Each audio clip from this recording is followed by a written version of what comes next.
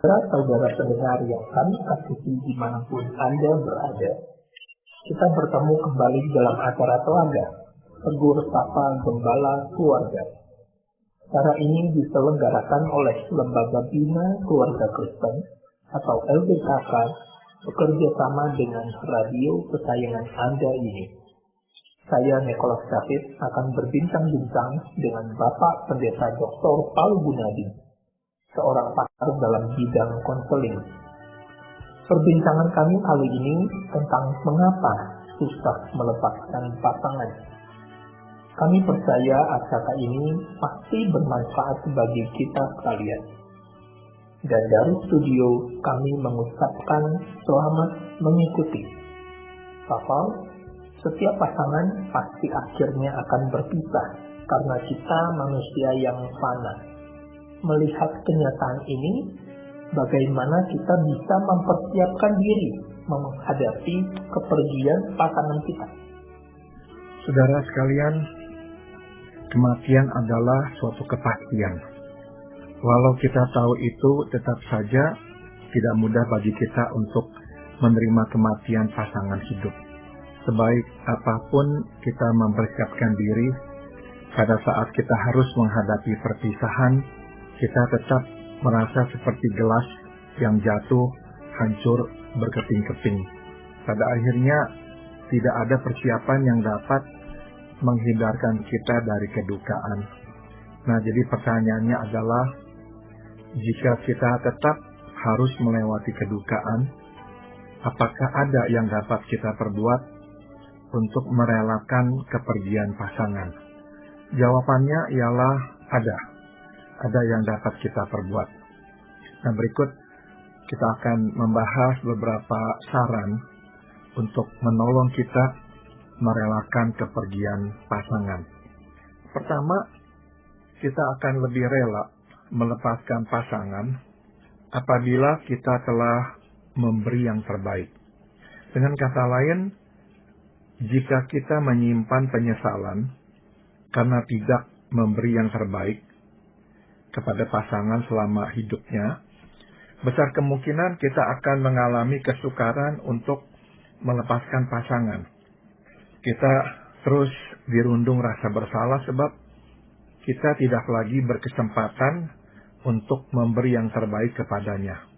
Seperti kereta api yang telah lewat, begitu pula lah dengan kesempatan yang sekarang sudah berlalu. Dari sini dapat kita petik satu pelajaran, yaitu berusahalah untuk hidup tanpa penyesalan. Dan kita hanya dapat hidup tanpa penyesalan bila kita memberi yang terbaik kepada pasangan.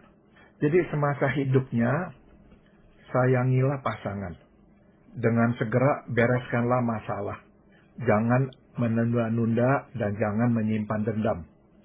Berikanlah apa yang menjadi haknya, dan jangan kita menahan apa yang seharusnya diterima olehnya. Jangan ragu untuk meminta maaf, dan jangan biarkan kebencian bersarang di hati. Sewaktu ia sakit, rawatlah dengan sabar dan kasih. Jangan justru memarah-marahinya. Ungkapkanlah kasih dan penghargaan kita kepadanya semasa hidupnya. Nah, saudara, memberi yang terbaik tidak berarti memberi yang sempurna. Tidak. Kita bukan manusia sempurna, jadi sewaktu kita memberi yang terbaik, itu berarti kita memberi dalam keterbatasan dan ketidaksempurnaan. Relasi nikah juga bukan relasi yang sempurna. Itu sebab sewaktu kita memberi yang terbaik, itu tidak berarti bahwa kita tidak pernah kesal dan marah kepada pasangan. Kita pasti pernah mengecewakan pasangan, sama seperti ia pun pasti pernah mengecewakan kita. Jadi jangan membawa penyesalan karena keterbatasan dan kemanusiawian kita. Pasangan pun mahfum akan hal ini sebab ia pun manusia yang terbatas. Yang saya pahami di sini, kalimat kuncinya adalah setiap hari melakukan apa yang terbaik bagi pasangan. Bapak, bagaimana jika kita telah melakukan hal yang terbaik, tetapi tetap muncul rasa sesal dalam hati. Saya sudah berjumpa dengan orang yang kedukaan, dan saya cukup sering mendengar orang yang terus menyesali kenapa kok semasa hidupnya saya tidak berbuat ini atau berbuat itu. Nah, saya akan berkata bahwa kita ini ya pasti akan bisa berkata, seharusnya saya lebih berbuat ini, seharusnya saya lebih ini atau itu, pasti ya. Misalkan ada yang berkata, seharusnya saya membawa dia ke rumah sakit, atau seharusnya saya membawa dia ke dokter yang lebih baik atau apa. Sudah tentu akan selalu ada hal-hal yang bisa kita lakukan dengan berbeda. Namun saya ingin mengingatkan bahwa kebanyakan kita kan tidak tahu bahwa pasangan kita akan meninggal dunia. Kebanyakan kita kalau sudah tahu pasangan kita itu akan meninggal dunia dan sakitnya seberat itu, akan berusaha lebih lagi untuk menolongnya atau merawatnya. Tapi sekali lagi saya ingin mengingatkan bahwa kita tidak tahu. Jadi jangan kita menyalahkan diri untuk hal yang memang kita tidak tahu. Kita hanya dapat berbuat sesuatu jika kita sudah mengetahuinya. Jika kita tidak tahu, bagaimanakah kita bisa mencegahnya? Nah, jadi terimalah kemanusiawian kita masing-masing. Memberi yang terbaik bukan berarti memberi yang sempurna. Tidak ada yang sempurna dalam hidup ini. Juga saya tidak mau kita menyesali diri ya. Saya seharusnya ya lebih sabar. Sebab kita nggak selalu sabar, jadi maafkanlah diri kita. Merawat orang sakit itu tidak mudah. Ada yang sakit tidak banyak menuntut, ada yang sakit tapi banyak menuntut. Nah, kita ini manusia yang terbuat dari daging dan darah, dan kadang kita nggak selalu sabar mendengar tuntutan pasangan kita yang tengah sakit. Jadi akhirnya ya kita marah, jengkel kepada dia. Jadi hal-hal seperti ini adalah hal yang manusiawi. Reaksi-reaksi seperti ini reaksi yang manusiawi. Kalau kita ini tempatkan diri di pasangan kita, saya yakin pasangan akan bisa mengerti ya bahwa kita ini manusia terbatas. Jadi dia pun tidak akan ya mendendam kepada kita gara-gara kita itu tidak sesabar seperti yang seharusnya. Nah, jadi sekali lagi memberi yang terbaik penting sekali, dan ini yang mesti kita selalu usahakan. Makin kita itu tahu bahwa kita telah memberi yang terbaik kepada pasangan, kita akan lebih rela melepaskan pasangan. Selain itu, saran apa lagi yang bisa menolong kita rela melepaskan pasangan? Kedua, kita akan lebih rela melepaskan pasangan apabila kita sudah menolong pasangan bertumbuh menjadi diri yang terbaiknya. Singkat kata, kita akan lebih rela melepaskan pasangan bila kita tahu bahwa kita telah berandil di dalam pertumbuhan dirinya untuk menjadi pribadi yang matang, pribadi yang terpenuhi. Sebaliknya, kita akan terus dirundung rasa bersalah dan penyesalan jika kita telah menyengsarakan pasangan semasa hidupnya.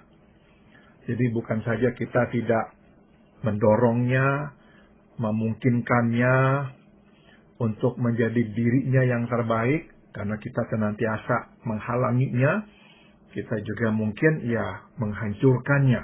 Nah, makin banyak perbuatan kita yang menghalangi pasangan bertumbuh atau justru menghancurkan pasangan semasa hidupnya, ya makin besar rasa penyesalan.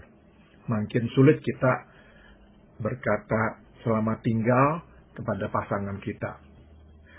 Kadang kita ini menghalangi pasangan menjadi diri yang terbaiknya atau meraih impiannya gara-gara keegoisan kita.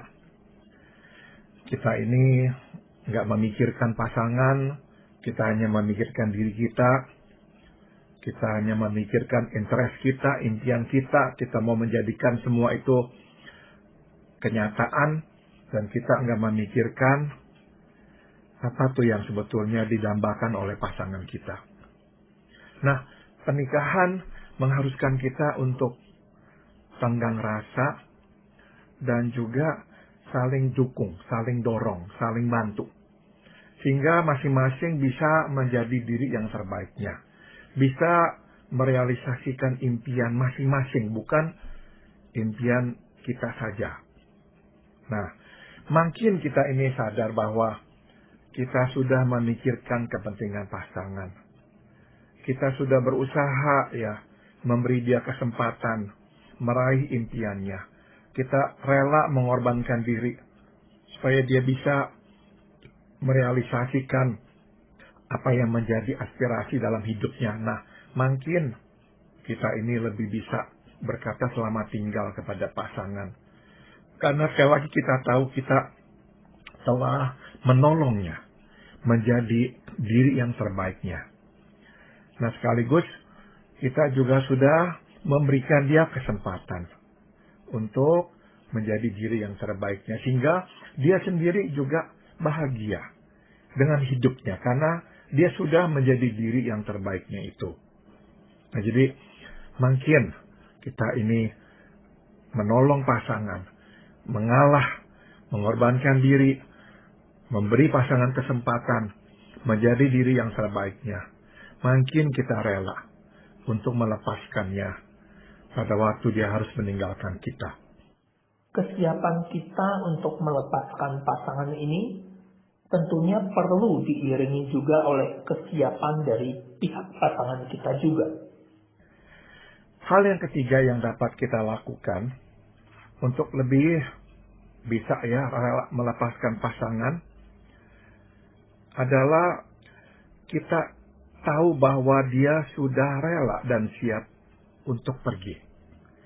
Singkat kata, kita akan lebih sulit melepaskannya jika kita ini tahu bahwa sesungguhnya dia belum siap untuk pergi. Misalkan kita ingin mendengar betapa dia ingin sembuh. Dia tidak ingin meninggalkan dunia. Nah, kita tahu bahwa sesungguhnya ia belum siap untuk pergi. Nah, ini memberikan kepada kita kepedihan di hati. Kita ini rasanya sedih melihat atau mendengar dia berkata bahwa dia sebetulnya masih ingin sembuh, dia belum mau meninggalkan dunia ini, dia berat meninggalkan kita. Nah, kita rasanya juga sedih. Kita akhirnya sulit merelakan dia pergi. Nah, jadi akhirnya kita terbeban di hati. Nah, ini sudah tentu kalau ini yang terjadi, kita nggak bisa berbuat banyak Kalau orang memang nggak siap, orang nggak siap.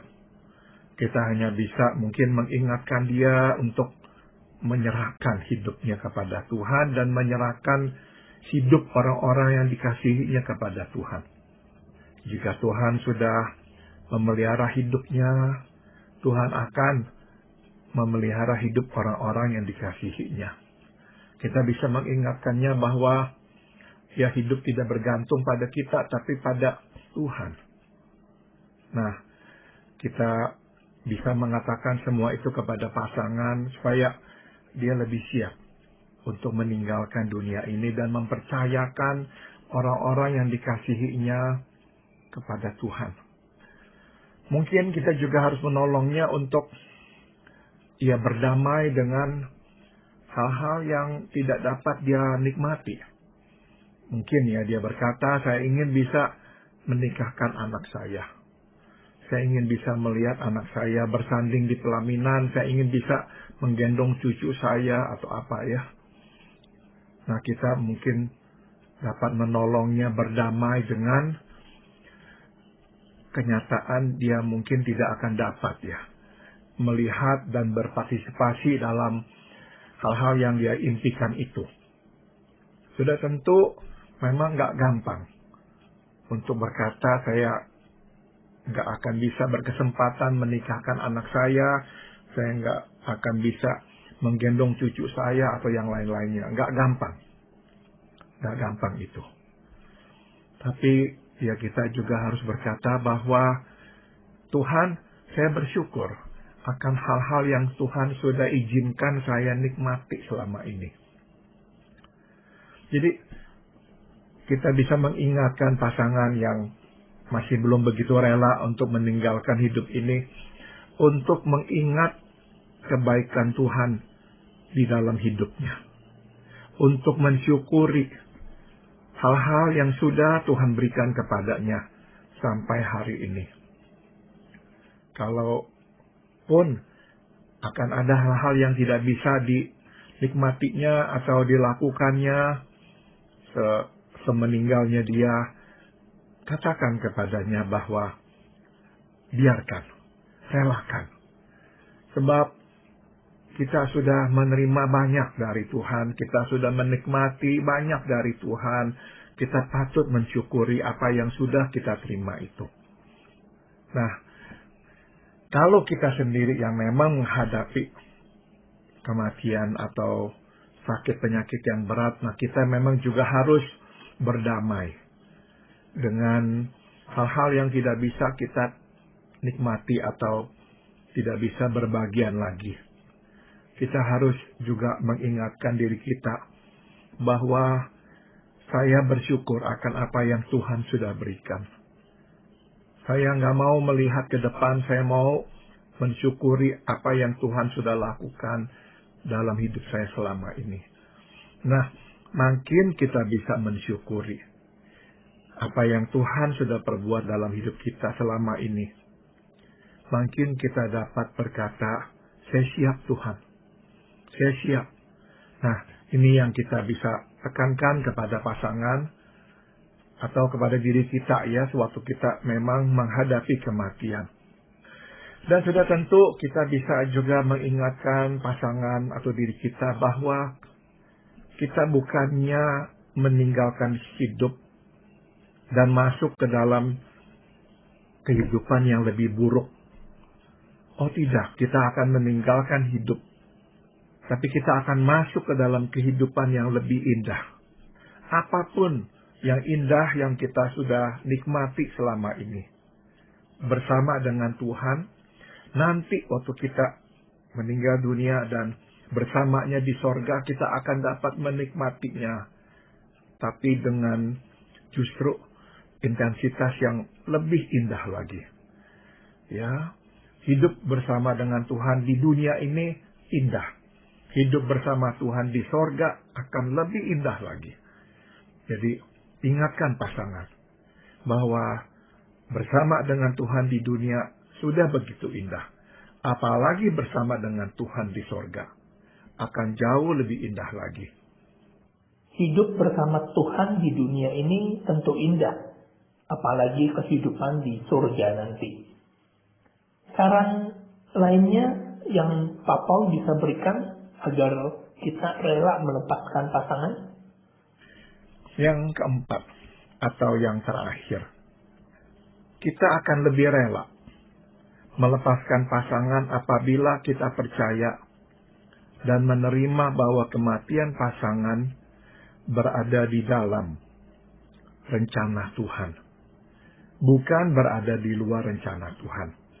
Kadang kita sulit menerima karena kita beranggapan bahwa tidak seharusnya pasangan meninggal dunia. Dengan kata lain, kita menyimpulkan bahwa kematiannya seolah-olah berada di luar rencana Tuhan. Tidak. Firman Tuhan menjelaskan di Ayub pasal 1 ayat 21. Tuhan yang memberi, Tuhan yang mengambil. Terpujilah nama Tuhan. Tuhan memberi kehidupan kepada kita. Tuhan nanti yang akan mengambil kehidupan itu dari kita. Kita diminta Tuhan memuji Tuhan bukan saja sewaktu kita menerima hidup. Kita diminta Tuhan memuji Tuhan sewaktu kita harus melepaskan hidup itu karena Dia akan mengambilnya. Dan kita juga mesti berkata kepada Tuhan, Tuhan, saya pun tetap akan memuji Tuhan. Saya pun tetap akan bersyukur kepada Tuhan, karena Engkau mengambil pasangan saya dariku.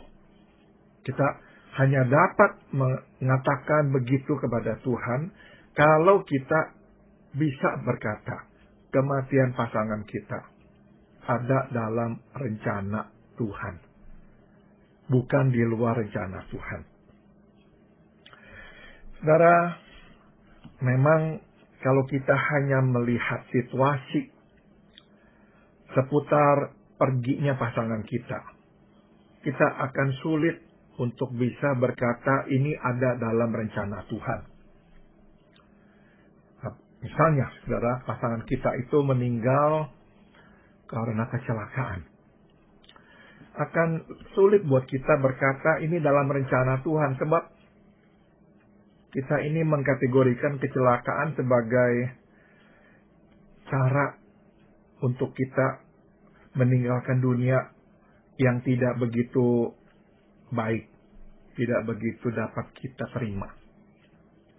Kita mungkin lebih dapat menerima kalau pasangan kita sudah berusia lanjut, kemudian menderita sakit di hari tua, dan akhirnya meninggal dunia. Itu cara yang lebih normatif, yang lebih dapat kita terima karena lebih lazim. Tapi kita mesti menyadari Tuhan memanggil kita pulang ke rumahnya dengan pelbagai cara. Bukan saja dengan cara kita meninggalkan dunia ini di hari tua dan setelah melewati sakit. Nah, kita mesti menerima kenyataan Tuhan memanggil kita pulang ke rumahnya, kadang dengan cara yang tidak lazim. Tapi itu tidak berarti kepergiannya berada di luar rencana Tuhan. Tidak berarti demikian. Cara tidak penting. Cara bisa berbeda-beda. Yang sama adalah kepergian pasangan kita berada dalam rencana dan kehendak Tuhan. Nah, saudara, kalau kita bisa meyakini ini, bahwa pasangan kita pergi di dalam rencana dan kehendak Tuhan, kita akan lebih dapat merelakan kepergiannya.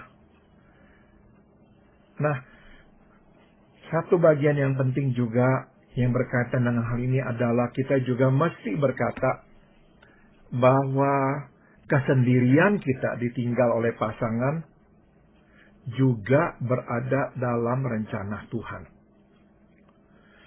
Satu hal untuk kita berkata kepergian pasangan berada dalam rencana Tuhan.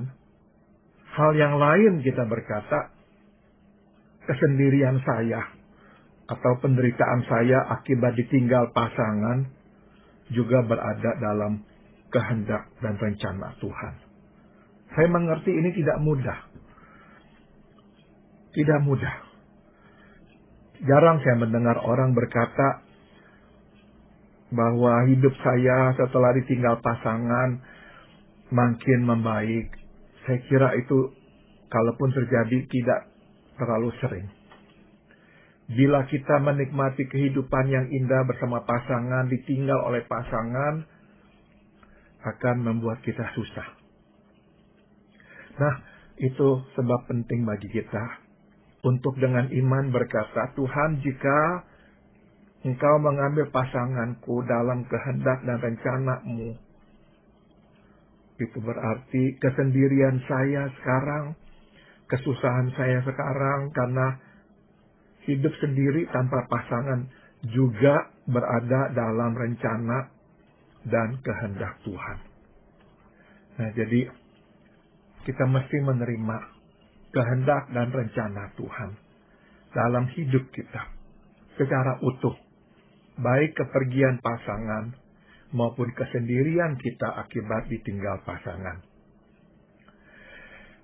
Sebagai penutup saya akan bacakan Yakobus pasal 1 ayat 27.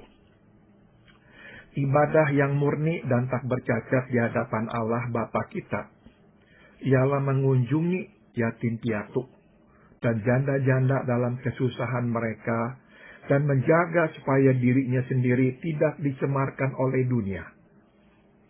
Kita pasti akan ditinggal pasangan, tapi kita tidak akan ditinggal Tuhan. Itu sebab dari firman Tuhan kita tadi baca, kita bisa melihat mata Tuhan tertuju pada orang-orang yang ditinggal, kepada yatim piatu, kepada janda-janda. Mata Tuhan terus tertuju pada kita yang ditinggal. Tuhan enggak meninggalkan kita, meskipun kita sudah ditinggal oleh pasangan kita. Biar ini menjadi kekuatan kita melewati masa yang tidak mudah setelah ditinggal oleh orang yang kita kasihi. Terima kasih, Pak Paul.